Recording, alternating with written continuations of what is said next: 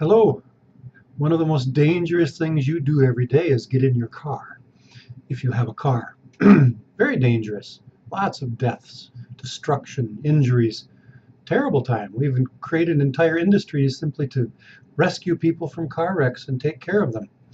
Are you ready to communicate with your car?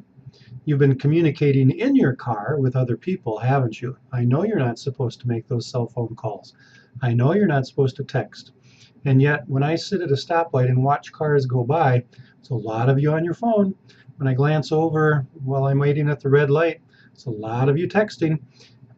Your car is going to communicate with you as well as being a channel for communications back and forth with the outside world. Someone needs to manage those communications. Sounds like another career niche emerging. Those user interfaces need to be effective, don't they? Yeah, we've all been using computers with the user interfaces for various devices, for various applications and software installments. All of them have user interfaces, some of them very good, some of them not so good. Same thing with automobiles. It's going to set cars apart from each other by how effectively the technology is deployed, how effectively you can use the technology in that car. I am certainly hoping that it will help protect me from all of you bad drivers out there. There are a lot of us distracted drivers. I see them every day as I go down the interstate to work. The other topic is personal computers.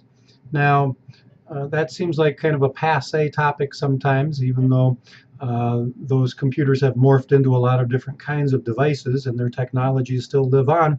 It almost seems like a commodity anymore, doesn't it? I have a computer at work, I have a computer at home, I use it when I need to. It's pretty standard, straightforward stuff. It's the applications on those computers that are fascinating to me, which is why we have some ethical discussions this week on how technology is used. Things change. I know that technology is supposed to be ethically neutral, but it's not.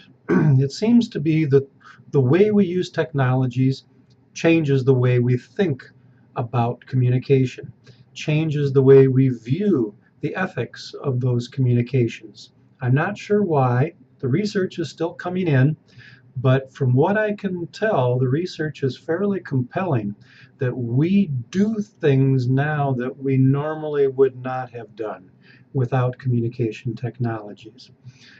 Some of those things are good, some of those things are not so good. That means it's a great time to pause and look at the ethics of it. If you are a utilitarian, you're going to look at it a certain way. We have a new one this time, the duty-based ethics of Immanuel Kant. It appeals especially to religious people. Kant was a very religious person. He viewed things as right or wrong as distinct from ourselves. There's eternal rights and eternal wrongs.